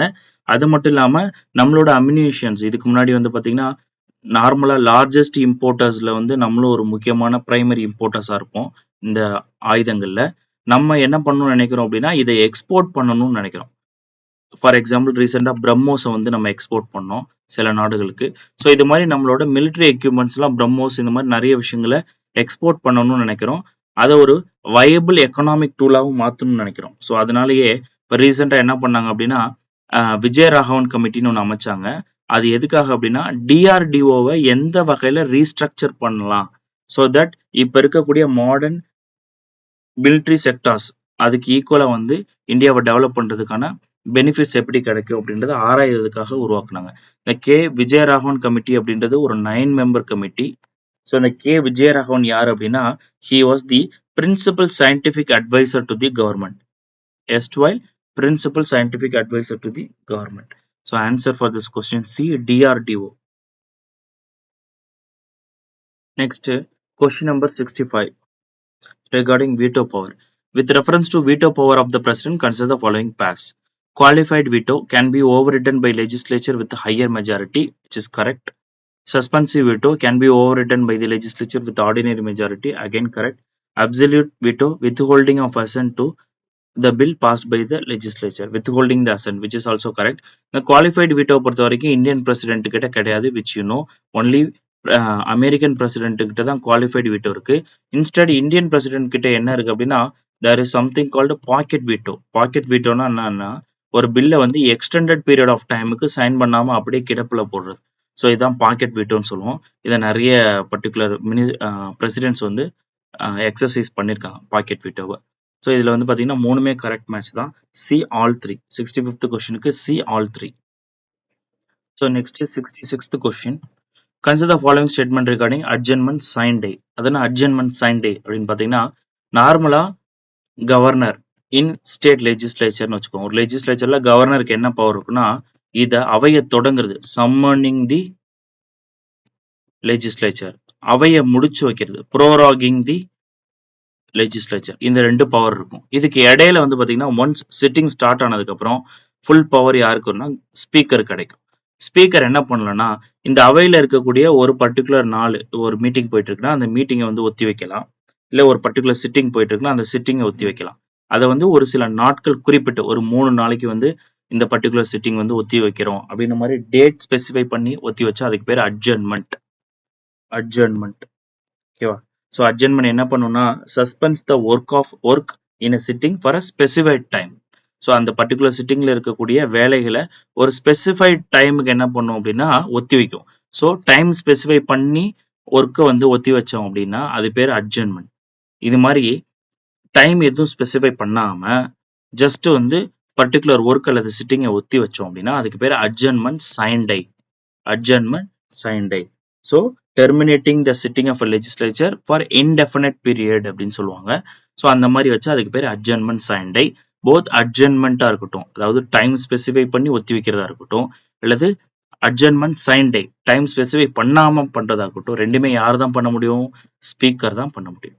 And so the house terminate house அந்த பர்டிகுலர் செஷனவே டெர்மினேட் பண்றது யாரால பண்ண முடியும் அப்படின்னா பிரசிடென்டால தான் பண்ண முடியும். அவர் எப்ப பண்ணுவார்னா ஒன்ஸ் ஸ்பீக்கர் வந்து அட்ஜர்ன்மெண்ட் சைன் டை கொடுத்ததுக்கு அப்புறம் தான் பிரசிடென்ட் என்ன இஷ்யூ பண்ணுவார்? ப்ரோராகிங், இந்த செஷனை நான் என் பண்றேன் அப்படின்றத நார்மலா வந்து கொண்டு வருவார். ஸோ இதான் வந்து procedure, general procedure. So with this idea we will go to the question. First statement, it is issued by the presiding officer once the governor prorogues the cause அப்படின்னு சொல்லி கொடுத்துருக்காங்க. ஸோ இது என்ன சொல்றாங்க? presiding officer வந்து இதை issue பண்ணுவாரு once the governor prorogues the house அப்படின்னு சொல்லி சொல்றாங்க. அப்படிலாம் கிடையாது. ஏன்னா கவர்னர் வந்து ப்ரோராகிங் கொடுக்கறதுக்கு முன்னாடியே ஸ்பீக்கர் வந்து அட்ஜர்ன்மெண்ட் சைன்டை கொடுத்துருவார். அட்ஜர்ன்மெண்ட் சைன்டை கொடுத்தாதான் இன் கன்வென்ஷன்ல கவர்னர் என்ன பண்ணுவார்னா ப்ரோராகிங்கே பண்ணுவார். ஸோ இது அப்படியே உல்டா பண்ணி கொடுத்துருக்காங்க first statement. First statement is wrong. Second பாருங்க, it ends the session of the legislative assembly of the state. So proroguing தான் பர்டிகுலர் லெஜிஸ்லேட்டிவ் அசம்பிளியோட செஷனை எண்ட் பண்ணும். சரிங்களா? அட்ஜர்ன்மெண்ட் சைன்டை சிட்டிங்கை தான் தள்ளி வைக்கும். பர்டிகுலர் சிட்டிங்கை தான் தள்ளி வைக்கும். Adjournment சைன்டை is all about sitting. செஷனை மொத்தமா தள்ளி வைக்கணும்னா இல்ல செஷனை தொடங்கணும்னா அதுக்கு எதுதான் யூஸ் பண்ணணும்? சம்மனிங் அண்ட் ப்ரோராகிங் தான் யூஸ் பண்ணணும். So both statement are wrong. Answer for the question is D, neither one nor two, adjournment sine die. So next 67th question, consider the following conditions. So மேல 3 கண்டிஷன் இருக்கு. எது ரிலேட்டடா? In how many of the above given condition members of parliament or legislative assemblies can be disqualified on the ground of defection under the 10th schedule of the Indian constitution. You know that 10th schedule அப்படின்றது 52வது constitutional amendment act மூலமா கொண்டு வரப்பட்டது. இது it focuses on anti defection law. So இந்த anti defection லா ரிலேட்டடான disqualification பேசக்கூடியது article 102ல 2, article 191ல 2. இந்த ரெண்டுமே வந்து எதை பத்தி பேசுது? ஆன்டி டிஃபெக்ஷன் ரிலேட்டடா பேசுது. ஸோ ஆன்டி டிஃபெக்ஷன் ரிலேட்டட் நிறைய விஷயங்கள் இருக்கு. அதுல மேல இருக்க 3 கண்டிஷன் ஆன்டி டிஃபெக்ஷனை அட்டாக் பண்ணுமா பண்ணாதான்னு பார்க்க போறோம். ஃபர்ஸ்ட் ஸ்டேட்மெண்ட் என்ன சொல்லுதுன்னா, independently elected member joins any political party. கண்டிப்பா ஒரு இண்டிபெண்டன்ட் மெம்பர் எப்பயுமே ஒரு பொலிட்டிக்கல் பார்ட்டியில ஜாயின் பண்ணக்கூடாது. ஜாயின் பண்ணா ஆன்டி டிஃபெக்ஷன் அட்ராக்ட் ஆகும். Second, member voluntarily gives up the membership of the political party. Again, ஒரு மெம்பர் வாலண்டரியா தன்னோட மெம்பர்ஷிப்பை கொடுத்தாலும் அங்கேயும் ஆன்டி டிஃபெக்ஷன் அப்ளை ஆகும். Third one, nominated member joins any political party after 6 months from the date of taking the seat. So இந்த nominated மெம்பரை பொறுத்த வரைக்கும் அவங்க அதாவது நாமினேட் பண்ணப்பட்ட நாள்ல இருந்து 6 மாசத்துக்குள்ள எந்த பொலிட்டிக்கல் பார்ட்டிலையும் மெம்பரா போய் ஜாயின் பண்ணிடலாம். அதை விட்டுட்டு 6 மாசம் கழிச்சு போய் ஜாயின் பண்ணாங்கன்னா அவங்களுக்கும் ஆன்டி டிஃபெக்ஷன் அப்ளை ஆகும். ஸோ மேல இருக்க 3 கண்டிஷனுக்குமே ஆன்டி டிஃபெக்ஷன் அப்ளை ஆகும். ஆல் 3 ஆன்சர் சி, ஆல் 3 ரொம்ப முக்கியமானது. எந்த ஒரு கண்டிஷனுக்கு அப்ளை ஆகாது, எக்ஸம்ஷன் எதுக்கு அப்படின்னு தெரிஞ்சுக்கணும். மெர்ஜர் அப்படின்னு சொல்லக்கூடிய கண்டிஷன், அதாவது ஒரு பொலிட்டிக்கல் பார்ட்டில 2/3 ஆஃப் த மெம்பர், 2/3 மெம்பர்ஸ் என்ன பண்றாங்கன்னா தனியா போய் ஒரு பார்ட்டியோ இல்ல இன்னொரு பார்ட்டியோ இணைஞ்சாங்க அப்படின்னா அவங்க மேல நீங்க ஆன்டி டிஃபெக்ஷன் போட முடியாது. செகண்ட் எக்ஸம்ஷன், இஃப் சப்போஸ் ஒரு ஸ்பீக்கர் என்ன பண்றாருன்னா ஒன்ஸ் அவர் ஒரு பொலிட்டிக்கல் பார்ட்டி மெம்பரா இருக்காரு, அவர் ஸ்பீக்கரா எலெக்ட் ஆனதுக்கு அப்புறம் நான் இதுக்கு மேல எந்த ஒரு பொலிட்டிக்கல் பார்ட்டியில மெம்பரா இருக்க விரும்பலன்னு சொல்லி வாலண்டரியாவே அந்த பொலிட்டிக்கல் பார்ட்டியோட மெம்பர்ஷிப்பை கொடுத்துறாரு. அந்த நேரத்துல ஸ்பீக்கர் மேல நீங்க ஆன்டி டிஃபெக்ஷன் போட முடியாது. ஏன் சார் போட முடியாது அப்படின்னா, ஸ்பீக்கர் அப்படின்ற போஸ்டிங்கே வந்து impartial and neutrality post. So அந்த பர்டிகுலர் ஹவுஸ்ல நியூட்ரலா இருக்கக்கூடிய ஒரு பர்சனாலிட்டி தான் ஸ்பீக்கர். ஸோ அவர் நியூட்ராலிட்டியை என்ஷூர் பண்றதுக்காக ஒரு பொலிட்டிக்கல் பார்ட்டியில நான் மெம்பர் இல்ல அந்த மெம்பர்ஷிப் வேணான்னு சொல்லலாமான்னா சொல்லலாம். ஸோ அது வந்து டெமோக்ரஸி ஆர் கான்ஸ்டிடியூஷன்ல ஒரு முக்கியமான கோர் பிரின்சிபல். ஸோ அதனால அவர் மேல என்ன ஆகாது, இந்த ஆன்டி டிஃபெக்ஷன்றது அப்ளை ஆகாது. ஸோ இந்த 67th கொஸ்டினுக்கு வந்து பாத்தீங்கன்னா C, all 3 is the answer. Next question number 68. With reference to responsibility of minister, consider the following statement. So in Indian polity we will study 3 different types of responsibility of ministers. ஒன்னு என்னன்னா individual responsibility, இன்னொன்னு collective responsibility, இன்னொன்னு வந்து பாத்தீங்கன்னா legal responsibility. இந்த 3 aspect வச்சுதான் இந்த statement ready பண்ணிருக்கு கொஸ்டினே. First, the collective responsibility means that a cabinet decisions bind all cabinet ministers even if they differed in cabinet meeting. So ஒரு கேபினெட் மீட்டிங்ல கேபினெட் மினிஸ்டர்ஸோட டிசிஷன்ஸ் வந்து இல்ல அவங்களோட வியூ டிஃபரா இருந்தாலும் என்டையர் கேபினெட் டிசிஷன்ஸ் என்னவோ அதை இண்டிவிஜுவல் மினிஸ்டர்ஸ் ஃபாலோ பண்ணி தான் ஆகணும் அப்படின்னு சொல்லி சொல்றாங்க. ஆர்டிகல் 75 இதைத்தான் பத்தி பேசுது. Collective responsibility, swim and Singh together அப்படின்ற ஒரு டெர்மினாலஜி உங்களோட லக்ஷ்மிகாந்த்ல மென்ஷன் பண்ணியிருப்பாங்க. இந்த sense cabinet decisions, collective decisions எதுவோ அதை இண்டிவிஜுவல் கேபினெட் மினிஸ்டர்ஸ் அவங்களுக்கு விருப்பம் இருக்கோ இல்லையோ they have to obey with it or else they have to resign. So cabinet decision is binding on all cabinet ministers மட்டும் இல்ல, all council of ministers. அதுல ஒன்றும் மாற்று கருத்தே கிடையாது. So first statement is correct. Second, president cannot remove a minister when the council of minister enjoys the confidence of Lok Sabha. Again, article 75 ல இன்னொன்னு என்ன சொல்லிருக்குன்னா, council of ministers headed by the prime minister இல்லையா shall hold office during the pleasure of president அப்படின்னு சொல்லியிருக்கோம். pleasure of president meaning என்ன? president even the council of ministers வந்து கான்ஃபிடன்ஸ enjoy பண்ணாலும் அதுல ஒரு பர்டிகுலர் மினிஸ்டர் ரிமூவ் பண்ண பிரசிடென்ட்டுக்கு பவர் இருக்கானா? கண்டிப்பா இருக்கு. ஸோ அதை நீங்க நிறைய நேரங்கள்ல பார்த்திருக்கலாம். திடீர்னு ஒரு மினிஸ்டர் இருப்பார், அந்த மினிஸ்டர் மாத்திட்டு வேற ஒரு மினிஸ்டர் போடுவாங்க. தமிழ்நாட்டுல இது வந்து மேடம் ஜெயலலிதா மேடம் பீரியட்ல இருந்தப்பலாம் ரெகுலரா நடக்கும். ஒரு மினிஸ்டர் விட்டுட்டு இன்னொரு மினிஸ்டர் வந்து மாத்துறது. ஸோ அதெல்லாம் வந்து ஈஸியாவே பண்ணலாம். அது ரெகுலரா கான்ஸ்டிடியூஷனலி கேரண்டீட். ஸோ இதெல்லாம் தான் வந்து இண்டிவிஜுவல் ரெஸ்பான்சிபிலிட்டியில வருது. Individual responsibility.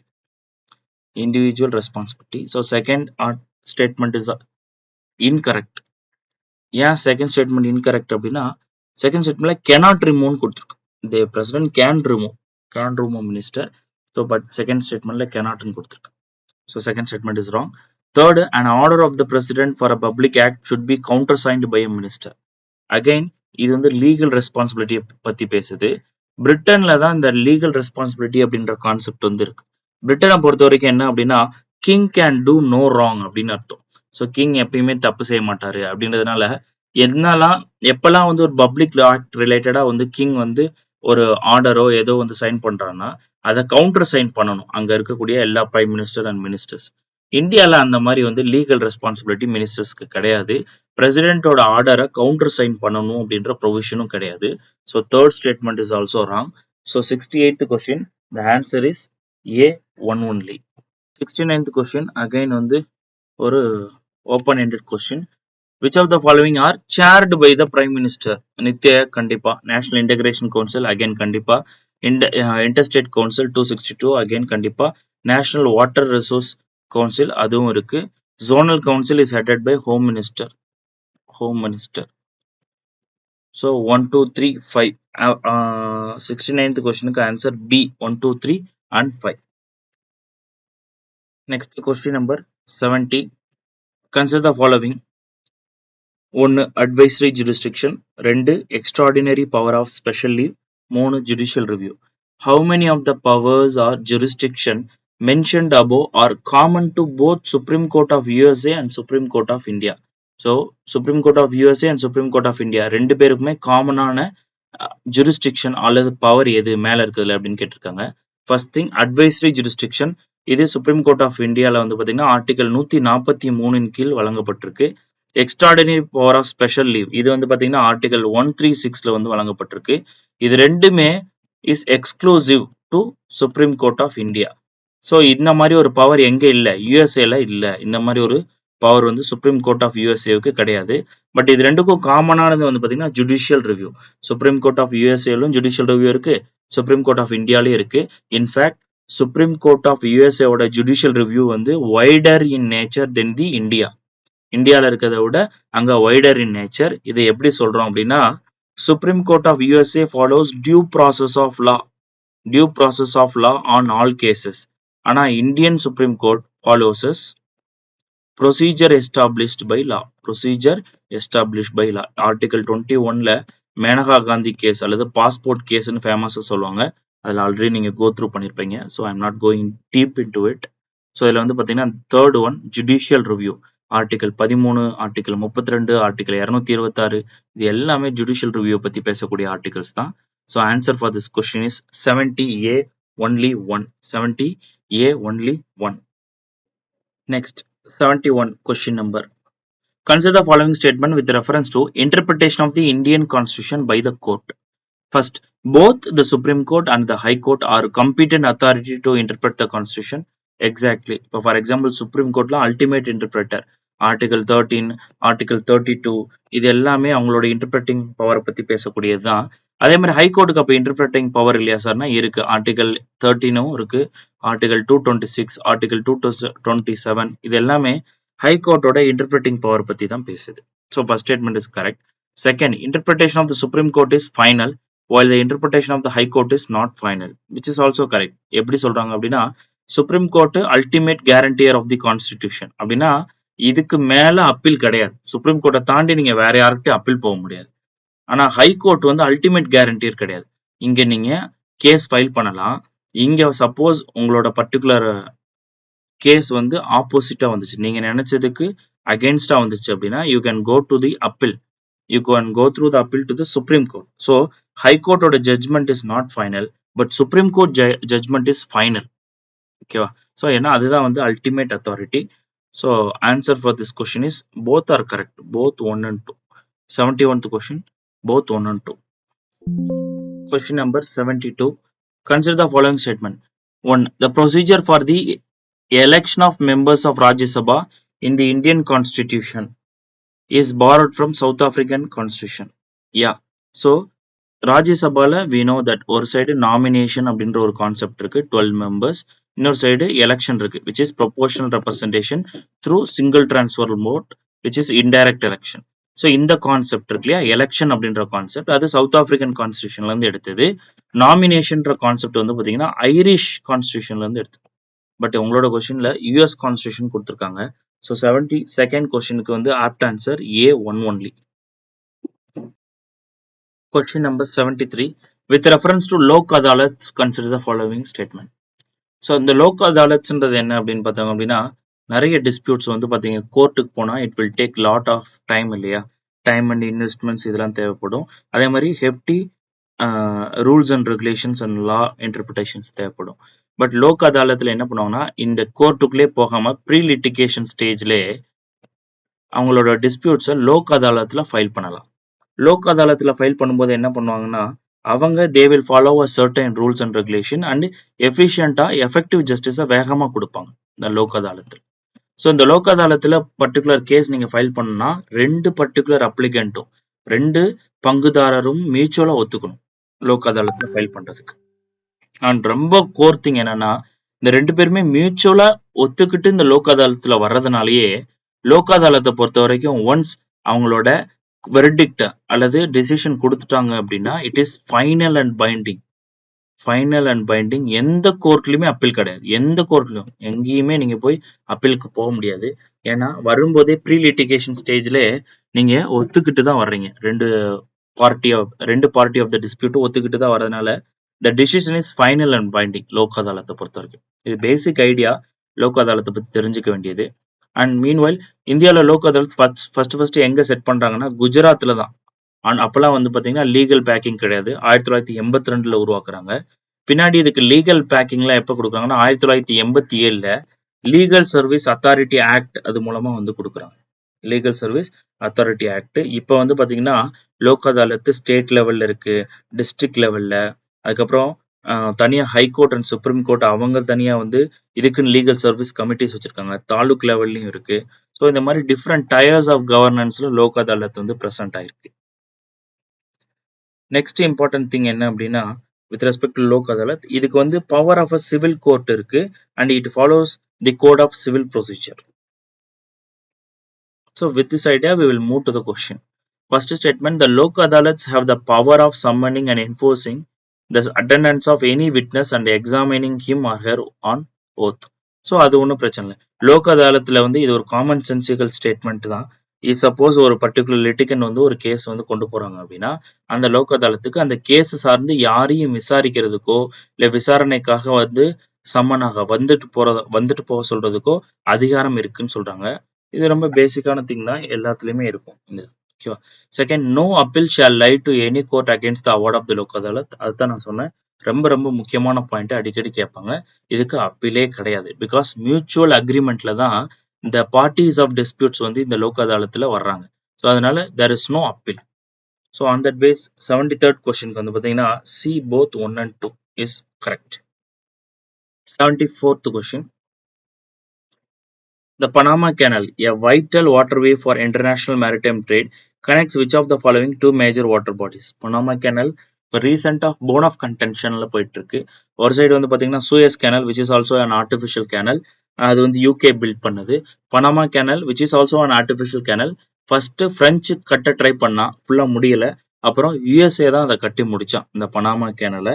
அண்ட் லேட்டர் பீரியட்ல இப்ப பனாமா அப்படின்ற அந்த நாடுக்கே இந்த கேனல் வந்து இப்ப சொந்தமா இருக்கு.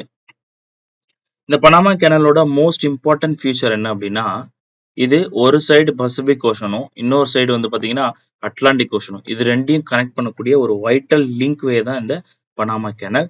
So answer for this question is C, Atlantic ocean and Pacific ocean. Question number 75. Consider the following statement regarding Speaker or and Deputy Speaker of State Legislative Assembly.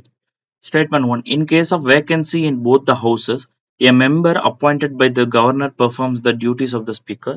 So in the statement la வந்து பாத்தீங்க அப்படின்னா two kinds of இது இருக்கு ideas இருக்கு with respect to speaker and deputy speaker ஓட options, இன்னொன்னு vacant.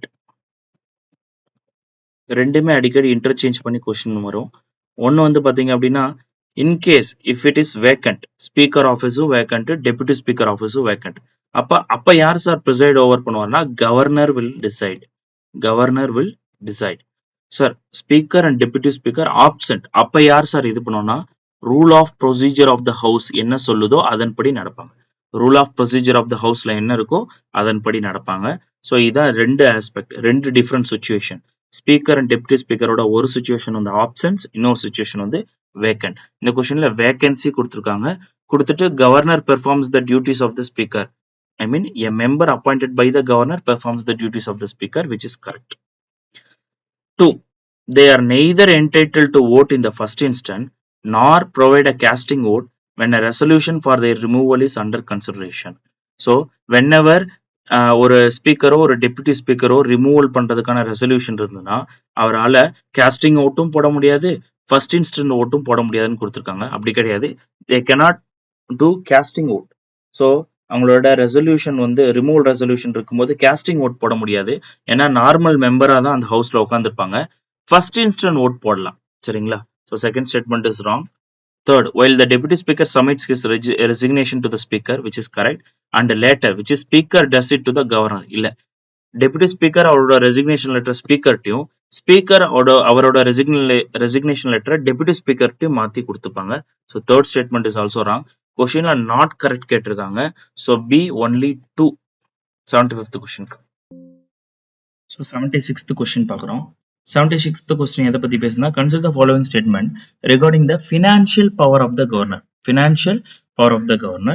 So first statement, no demand for grant can be made except on his recommendation, which is exactly correct. The demand for grants நீங்க இந்த budget ரிலேட்டடா பார்ப்பீங்க. So the demand for grants இது வந்து கவர்னரோட recommendation இல்லாம கண்டிப்பா என்ன பண்ண முடியாது, மூவ் பண்ணவே முடியாது. First statement is exactly correct. Next, he can reserve the money bill for the consideration of the president, which is also an extra power available for the governor. ஏன்னா மணி பில் வந்து introduce பண்ணணும்னாலும் pre recommendation of governor is must. அதே மாதிரி கவர்னரை பொறுத்த வரைக்கும் he can reserve a money bill to the president. So once இவர் வந்து மணி பில்ல பிரசிடென்ட்டுக்கு ரிசர்வ் பண்ணிட்டா அதுக்கப்புறம் இவருக்கு நோ ரோல். ஏன்னா பிரசிடென்ட்க்கு போனதுக்கப்புறம் பிரசிடென்ட் என்ன பண்ணலாம், அந்த மணி பில்ல அகைன் ரிட்டர்ன் பண்ணலாம் ஸ்டேட் லெஜிஸ்லேச்சருக்கு, அதில் ஏதாவது சேஞ்சஸ் பண்ண சொல்லி. இந்த ஸ்டேட் லெஜிஸ்லேச்சர் சேஞ்சஸ் பண்ணிட்டு மறுபடியும் யாருக்கு அனுப்புனா கவர்னருக்கு அனுப்பாது, மறுபடியும் பிரசிடென்ட்டுக்கே போயிடும். ஸோ ஒன்ஸ் த கவர்னர் வந்து பிரசிடென்ட்டுக்கு மணி பில்லை ரிசர்வ் பண்ணிட்டாரு அப்படின்னா அதுக்கப்புறம் இவருக்கு no role with that particular money bill.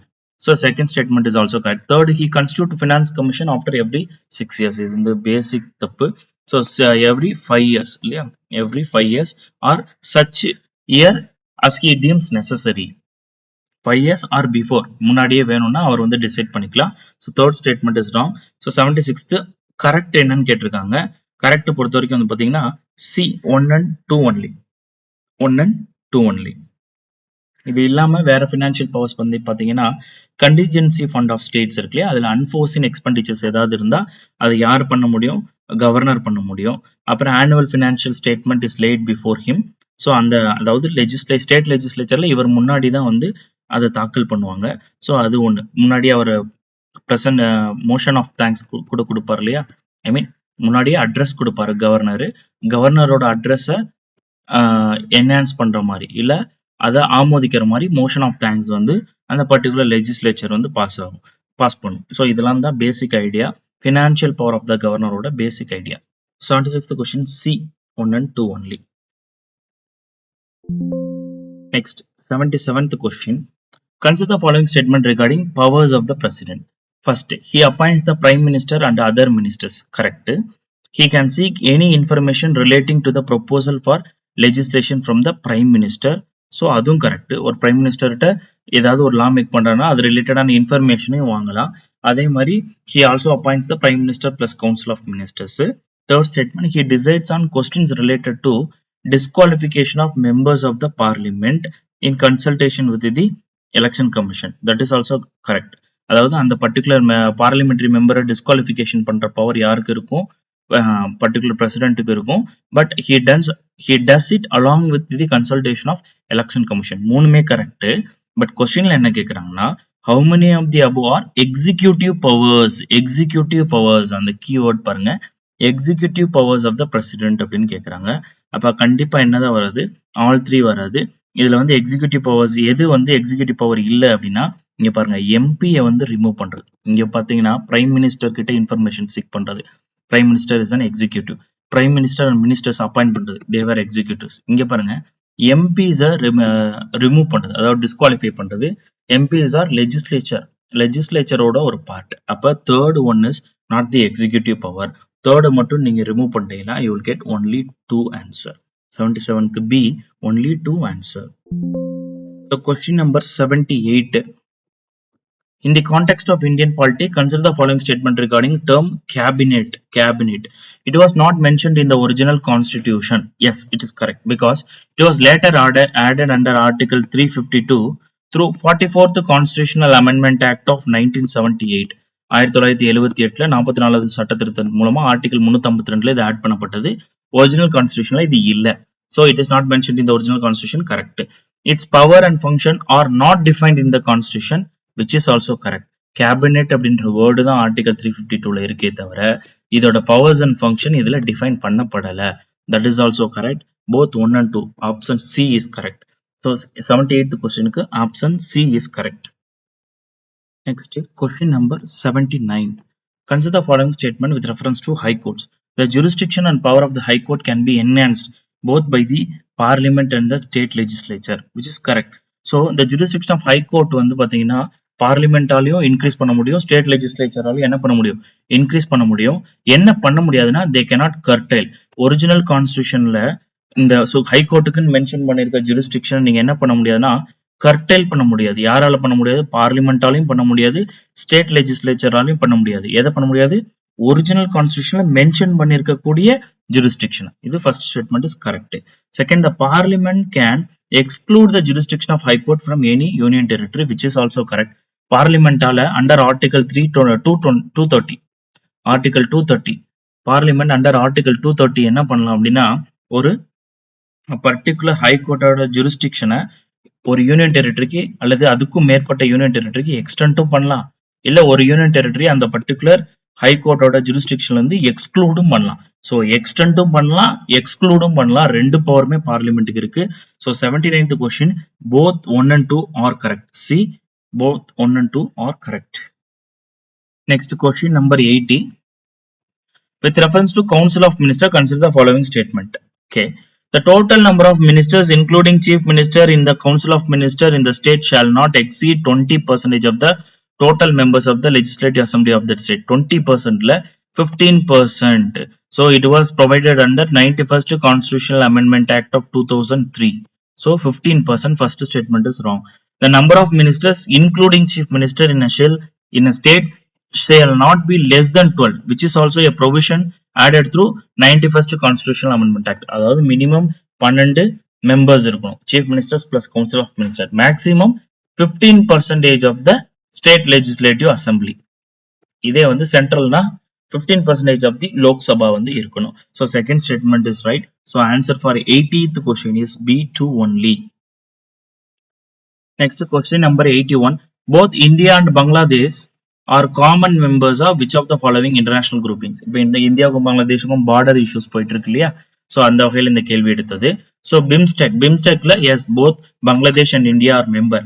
பிம்ஸ்டெக்கோட members சொல்றேன், you note it. Bangladesh, Bhutan, India, Myanmar, Nepal, Sri Lanka and Thailand. So சார்க்லயும் வந்து both are member.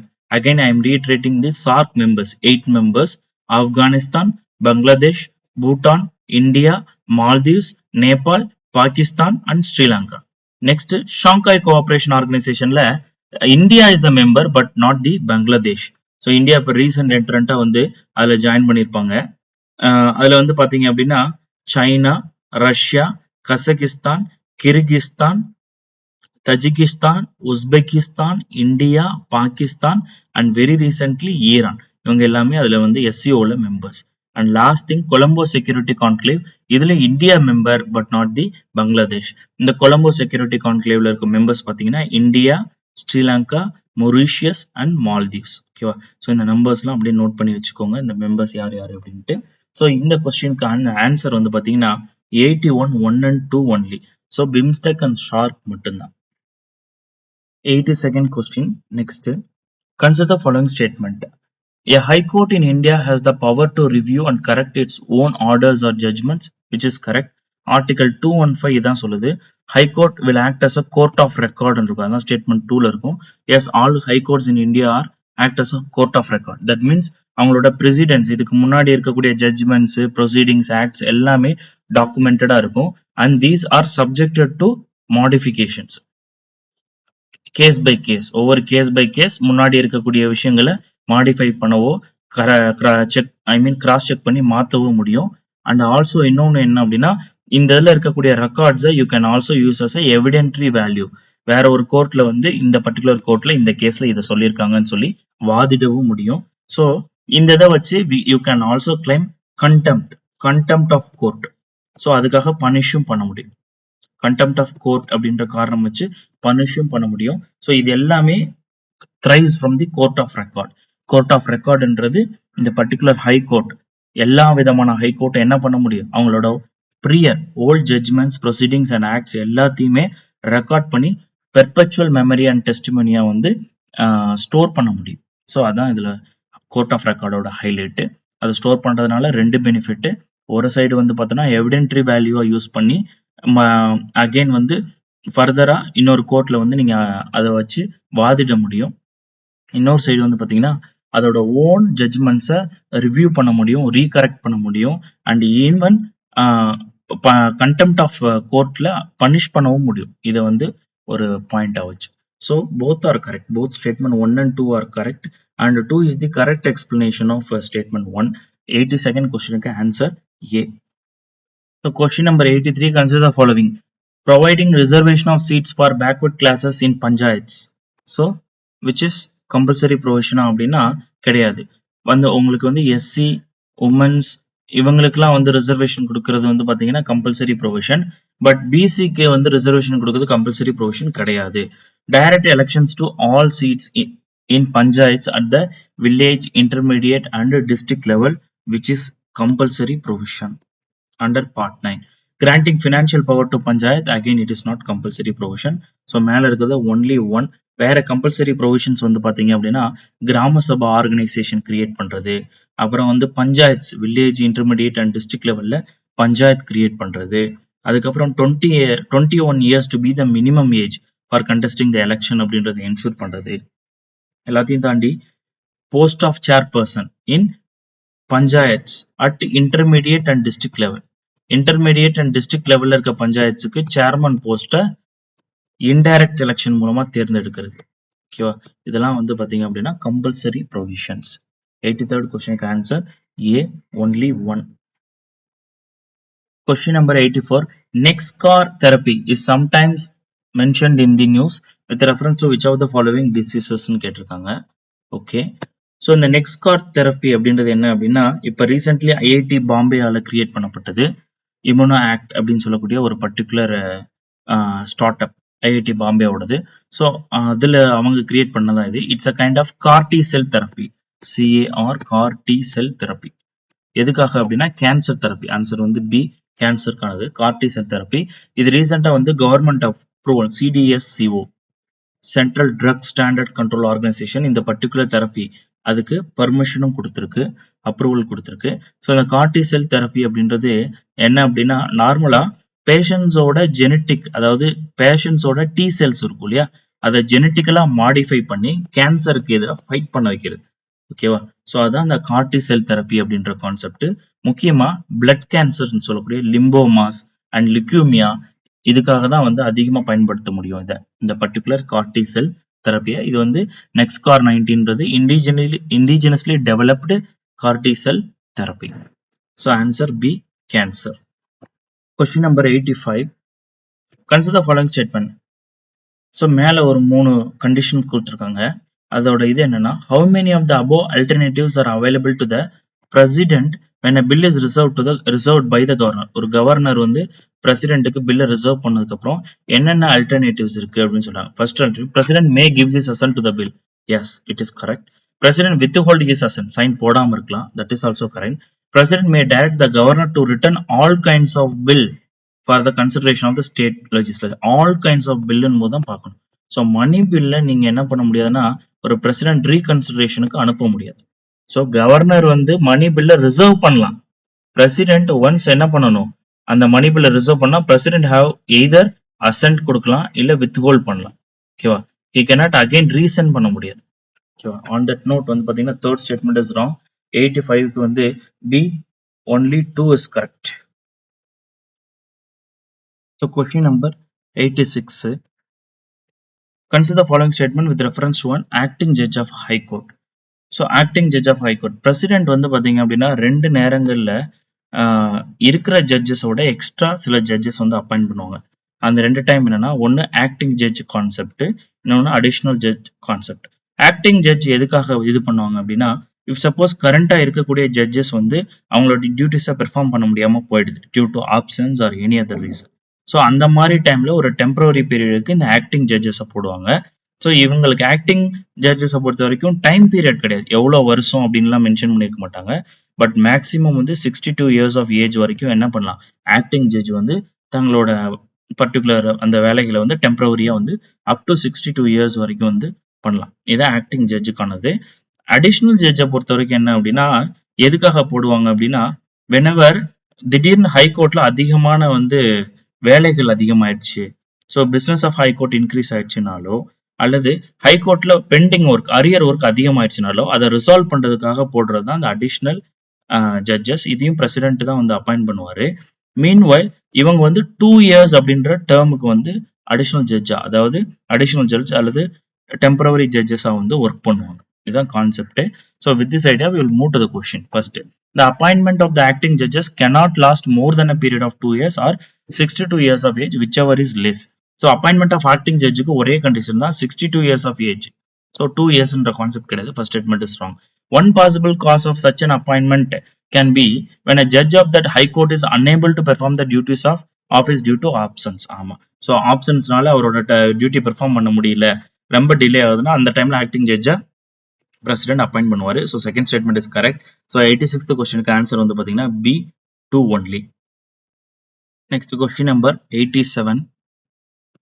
The Mbemba effect.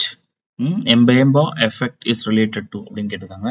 இந்த மெம்பா எஃபெக்ட் அப்படின்றது என்ன அப்படின்னா, ஆக்சுவலா hot water and cold water ரெண்டையும் வச்சோம் அப்படின்னா ஹாட் வாட்டர் கோல்ட் வாட்டரை விட வேகமா ஃப்ரீஸ் ஆயிடும். ஸோ இந்த ஃபெனாமினான தான் மெம்பா எஃபெக்ட் அப்படின்றாங்க.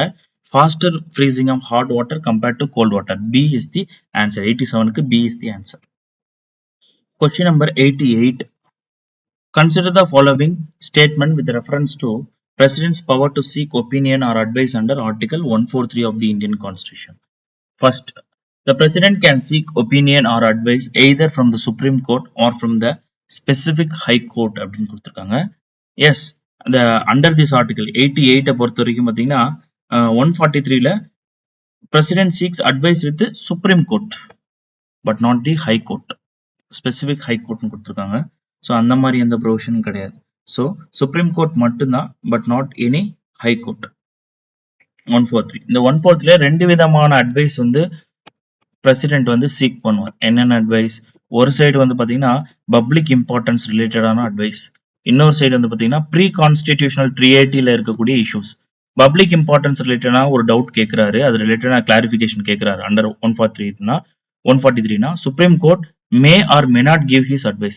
கண்டிப்பா கொடுக்கணும்னு அவசியம் இல்லை, மே ஆர் மே நாட். ஆனா ப்ரீ கான்ஸ்டிடியூஷனல் ட்ரியேட்டி ரிலேட்டடான ஒரு டிஸ்பியூட்ல கேட்கிறேன்னா supreme court must give his advice. So in both the cases supreme court கொடுக்கக்கூடிய advice is not binding on the president. அது ரொம்ப முக்கியம். Not binding on the president. So second point, none of such opinions or advice rendered is or are binding in nature. Second statement is correct. So answer for the 88th question is B, true only.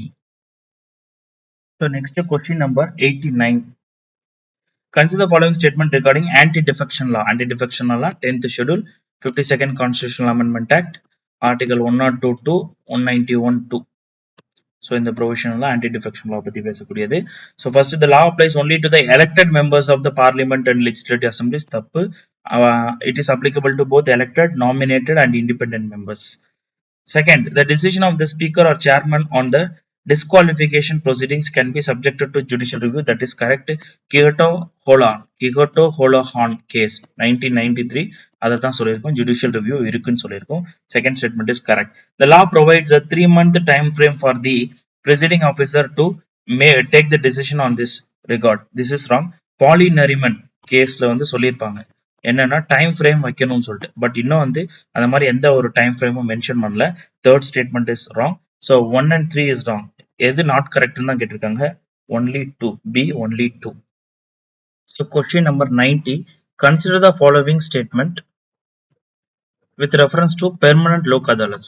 The permanent lok adalats எப்ப create பண்ணப்படுது அப்படின்னா 2002ல பாத்தீங்கன்னா 1987ல இருந்த legal services authorities ஆக்ட amend பண்ணி அதுல இருந்து பெர்மனன்ட் லோக் அதாலட்ஸ் கிரியேட் பண்றாங்க. எதுக்காக அப்படின்னா certain cases pertaining to public utility services இருக்கும் இல்லையா, பப்ளிக் யூட்டிலிட்டி சர்வீசஸ் ரிலேட்டடான கேசஸ் மட்டும் ஃபோக்கஸ் பண்றதுக்காகவே தனியா இந்த மாதிரி பெர்மனன்ட் லோக் அதாலட்ஸ் கிரியேட் பண்றாங்க. So permanent Lok Adalats have jurisdiction only over matters which are compoundable in nature, which is correct.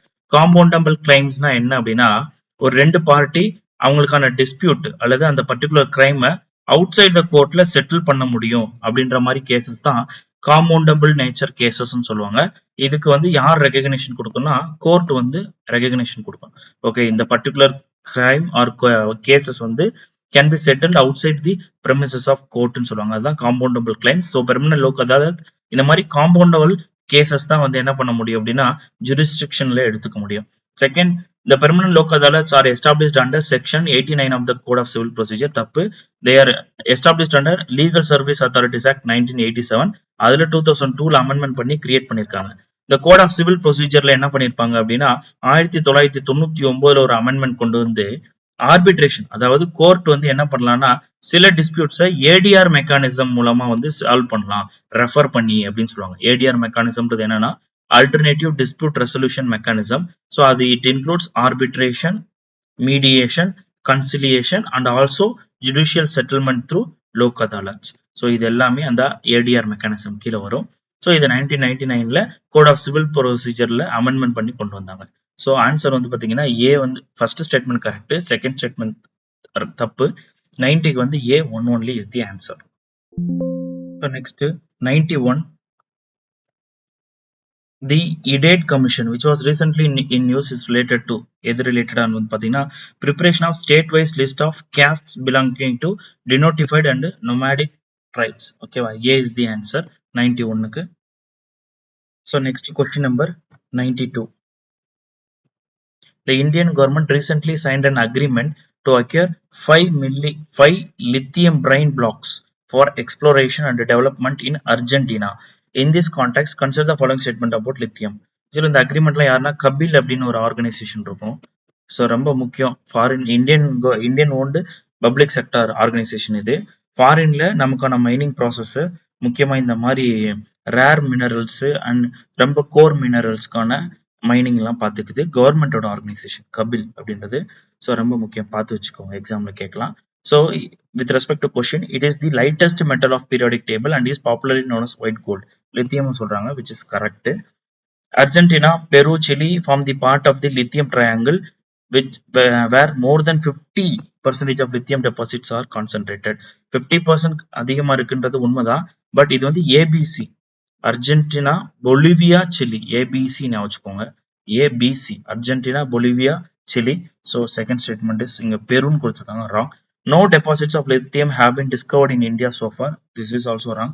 இந்தியாவில் வந்து பார்த்தீங்கன்னா லாஸ்ட் இயர் ஜார்க்கண்ட்ல ஜார்க்கண்ட் ஜம்மு அண்ட் காஷ்மீர்ல ரியாசி டிஸ்ட்ரிக்ட்ல வந்து ஒரு லார்ஜ் ரிசர்வ்ஸ் ஆஃப் லித்தியம் இருக்கிறத கண்டுபிடிச்சாங்க.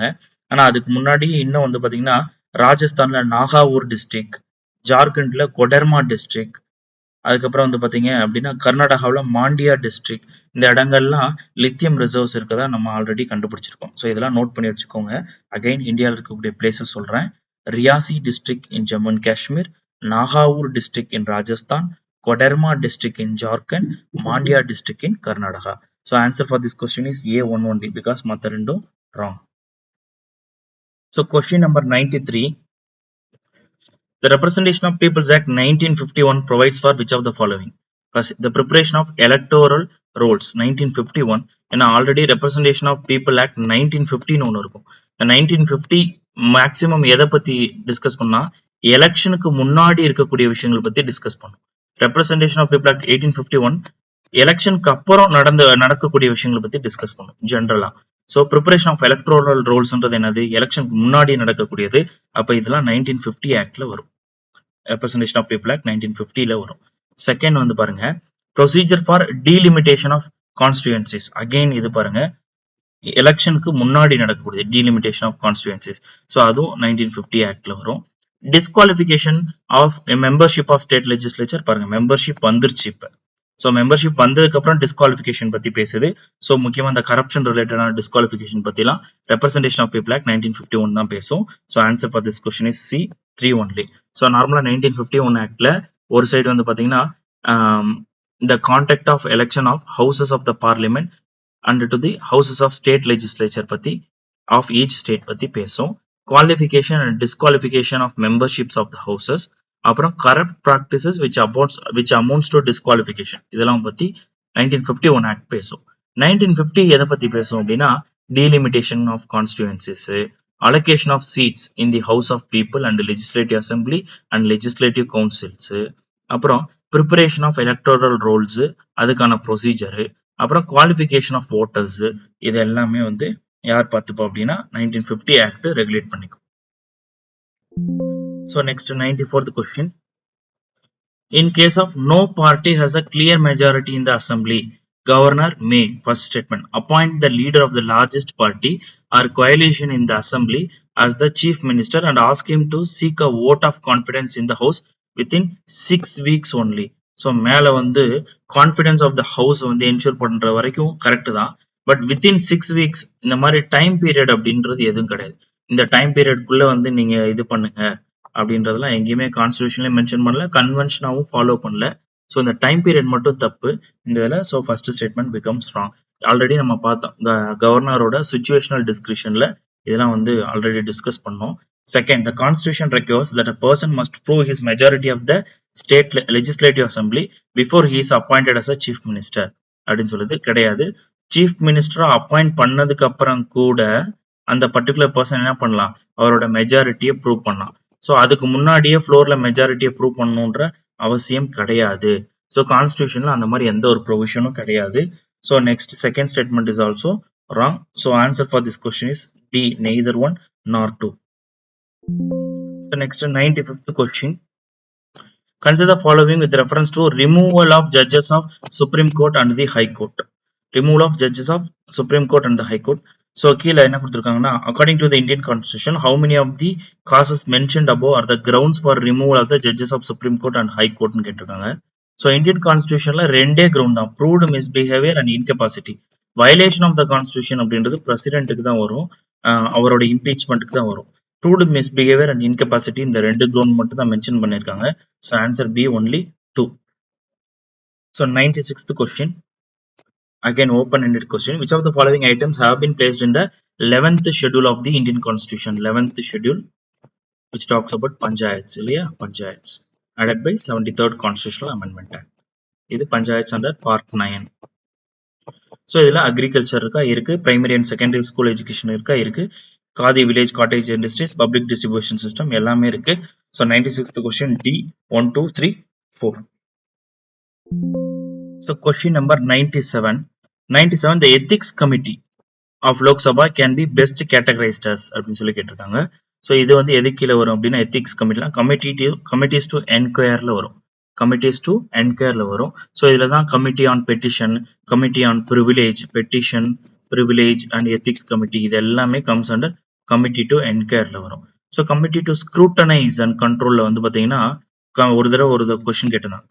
கமிட்டி ஆன் சபார்டினேட் லெஜிஸ்லேஷன் கேட்டிருந்தான். இன்னொரு தடவை committee on papers laid on the table கேட்டிருந்தான்.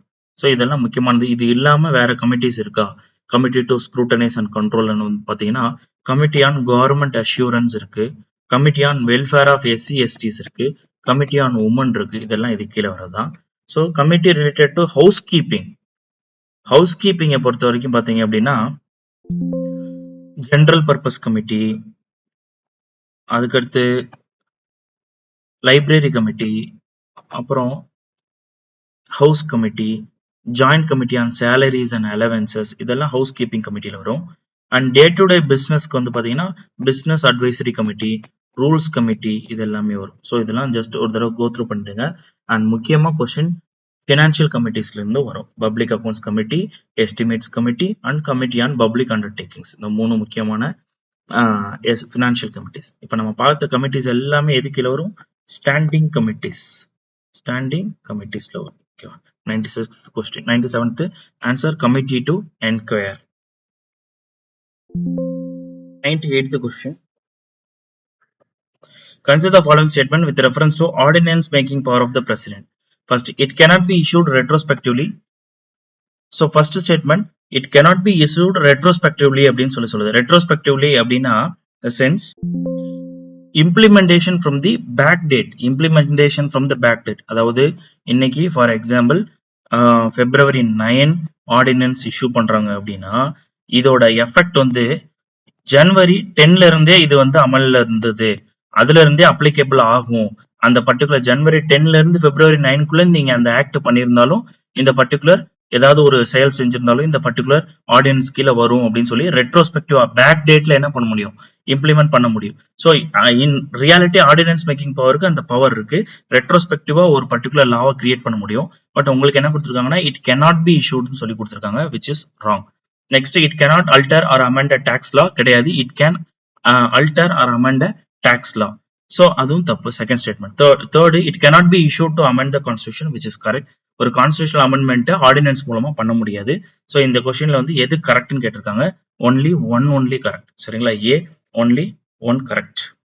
Next question number 99. In the context of Rajya Sabha, consider the following statement. First, the Rajya Sabha is continuing chamber and not subject to dissolution, which is correct. The constitution has fixed the term of office of members of Rajya Sabha to 6 years. ஆக்சுவலா constitution fix பண்ணல, இதுக்குன்னு தனி act இருக்கு, parliamentary act. So அது மூலமா தான் இவங்களுக்கு 6 years அப்படின்ற டென்யூரை ஃபிக்ஸ் பண்ணாங்க. So second statement is wrong. 1/3 of members retire every second year, which is correct. So 1 and 3 are correct. Answer for the question 99 வந்து C, 1 and 3 only. And last question 100. Consider the following: legislative action, executive action, administrative action. How many of the cases mentioned above judiciary can invoke judicial review jurisdiction அப்படின்னு கேட்டிருக்காங்க. So article 12 we will see. Article 12 definition of state இருக்கு இல்லையா, அதுலயே கொடுத்துருப்பாங்க எதெல்லாம் வந்து பாத்தீங்க அப்படின்னா இந்த ஜுடிஷியல் ரிவ்யூ வரும் அப்படின்ட்டு. நான் ஆர்டிகல் 13 அப்ளைஸ். ஆர்டிகல் 13 எதெல்லாம் லா அப்படின்னு டிஃபைன் பண்ணியிருப்பாங்க. ஸோ ஆன் தட் நோட் வந்து பாத்தீங்கன்னா ஸ்டேட் அப்படின்ற டெஃபினிஷன்ல legislative action, executive action, administrative action எல்லாமே வரும். So answer for the last 100th question is all three. Judicial review is applicable to administrative action, executive action and legislative action. எல்லாருக்குமே அதுதான் article 32வும் சொல்லும். Article 32ல இருக்க Ritz வந்து fundamental rights ஏதாவது affect ஆனா அதுக்கு எதிராக போடலாம்.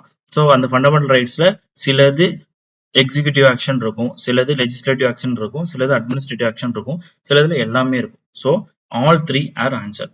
So this is the crux of the discussion for the test to polity. So இதோட உங்களுக்கு polity test series கம்ப்ளீட்டா முடியுது. And then we will be moving to other subjects. ஓகேவா? மெயின்வைல் இப்போ polity முடிச்சிட்டிங்கன்னா அப்பப்போ ரெகுலர் ரிவிஷன்ல வச்சுட்டே இருங்க, டச்ல வச்சுட்டே இருங்க, அப்படியே விடாதீங்க, ரொம்ப முக்கியம். அப்புறம் உங்களோட ப்ரீவியஸ் இயர் கொஸ்டினை ரெகுலர் க்ரோ த்ரூ பண்ணுங்க. Meanwhile we will also come with other series. For example daily பேசிஸ்ல ப்ரீவியஸ் இயர் கொஸ்டின் டிஸ்கஷனா இருக்கட்டும். அதுக்கடுத்து வந்து பாத்தீங்க அப்படின்னா ப்ரிடிக்ஷன்ஸ் இந்த வருஷத்துக்கான எந்த கேள்விகள் வர வாய்ப்பு இருக்குன்ற ப்ரிடிக்ஷன் சீரிஸாக இருக்கட்டும், இதெல்லாம் அடுத்தடுத்து will be posting the videos. So ரெகுலராக வந்து டச்லேயே இருங்க யூடியூப்ல, so that you will get the information very soon and very faster. And thank you. All the best for your next test.